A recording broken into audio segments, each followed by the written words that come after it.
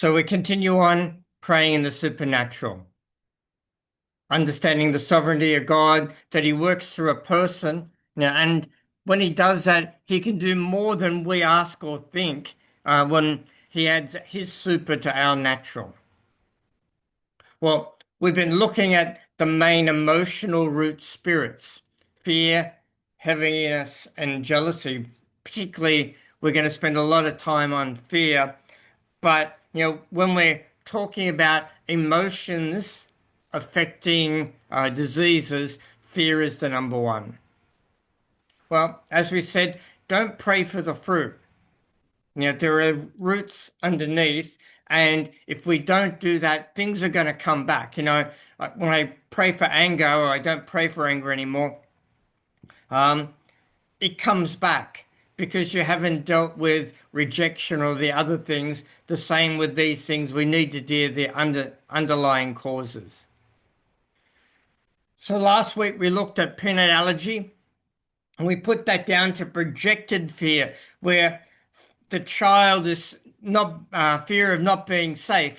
Is always being told there's these germs which he can't see around. He doesn't understand what germs are, and is always in this constant state of fear because there's these nasty things called germs, and that fear puts cortisol into the bloodstream. It stimulates B cell production, and it's looking for antibodies now, and it's going to start finding things like peanut allergies, or tonight we're going to look for lactose or milk products.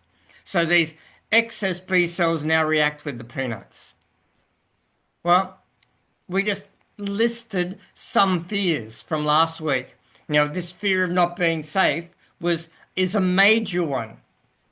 But there are so many fears that we can fear of. And if you look at phobias, they're adding to new phobias, making new words up all the time as people get fear. It's just growing rampantly.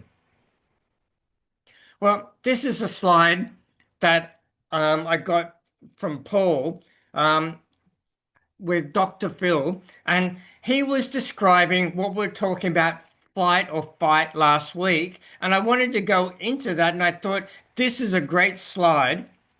And so Dr. Phil was looking at the snake. Okay, you got a snake, and you either run away from the snake or you fight the snake. Now, it does actually go on. There are times when the snake stays there, and that's when you get the cortisol drip.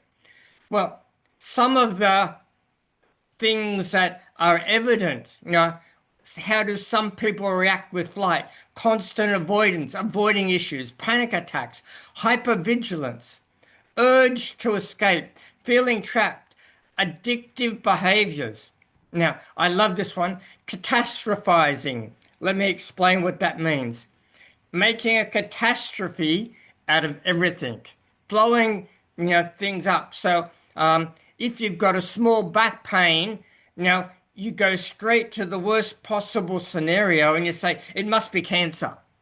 And so that's catastrophizing, that always the worst possible outcome is what you see. And self-isolation. And one of my friends, she explained that this fear and this control that comes, that if I can control everything, I can be safe. And that self-isolation is really the way you control to feel safe. Or if you're the fight person, defensiveness, hostility, anger, constant irritability, verbal aggression, that need to control that I talked about. Now, it's really interesting. Dr. Phil Siddle said, although we might see these, we've got a bit of both. And that's because, if we reverse it, the snake, okay, a snake actually will normally run away. But if it's trapped, it will fight. And I think they're the same with people. Fight or flight people can do the opposite at other times. And so, you can be a flight person, but sometimes have that need to control everything, inability to relax. Now, definitely the flight people that I've seen also can have some of that, but the fight people are always ready to fight. The inability to relax are for the people that are always worried about danger, and their inability is that they want to run away. Volatile, explosive anger, okay, is that defensiveness then goes and it goes off. Or bubbling rage, which is just another word. And so I found that really interesting in what I was talking about fight or flight last week. And Paul, had this, and it makes perfect sense. Now, this guy is a doctor, and although I'm looking at fear and fear causing diseases, he's actually using it for pain management.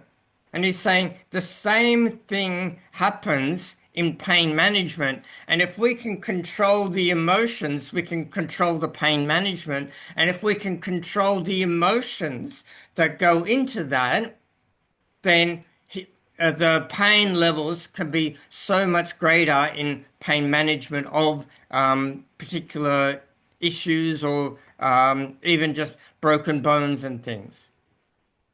Well, we're going through our lists of fears. So, we've done the A's, and last week we went to the B's, back pain, bedwetting, bipolar, bone spurs, breathing difficulties.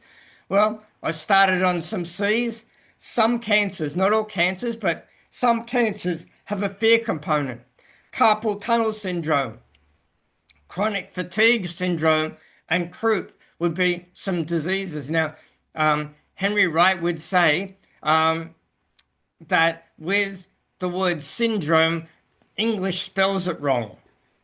Okay, it should be SIN because there's always physical issues. It's not a biological condition. It's actually caused by issues in people's lives. And so these fear issues, we've got to deal with them if we want to see people healed. Well, today I want to go onto lactose intolerance. So we did peanut allergies. Now we're going to do milk allergies. So what does the Bible say? These signs will follow those who believe. In my name, they'll drink anything deadly and it'll by no means harm them. So according to this, Christians don't need to fear poison. But they've accepted the lie that milk is more powerful than poison and it can hurt them. See, I don't believe that's God's plan. And so I've got to believe that God is greater than lactose intolerance, and we've got to find somehow to deal with that. Well, fear grows. Now, for lactose intolerance, Henry Wright would say, look for generational fears and generational inability to receive love. Particularly, milk comes from the mother. So particularly this inability generationally down the maternal line. Now, why does the fear grow? What happens is this is generated by something, but then you're always looking, what did I eat? What did I eat? Did I have milk? Is there milk in that hypervigilance that was on our list as to what's in foods? Because, we've grown up with the fears that have been from our mother or a grandmother. So we have to learn to deal with emotions. And emotions, I believe, drive so many diseases. That's why we're looking at it. This fear of not being safe. Now, it might be different in lactose intolerance to peanuts. It may not be, the mother or the grandmother may not have felt safe in a marriage, or may not felt safe in a city, or may not felt safe in a war zone, or there's so many potential safeties, and they're bringing that fear with them.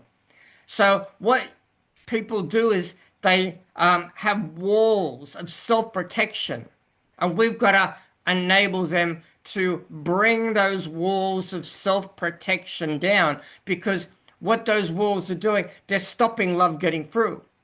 And people might be loving them, but they're putting walls up to protect themselves. What does the Bible say? Perfect love casts out fear. And so the antidote to fear and the antidote to these allergies has always got to be love. So forgive our parents and grandparents. And I just, it's Shakespeare and Macbeth. We talk about the milk of human kindness. And, people struggle with that.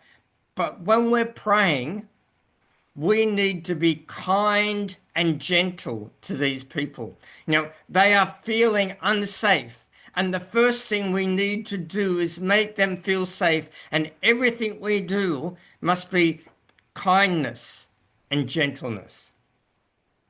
Well, we'll continue not next week, but the week after, because next week we've got an appointment with God.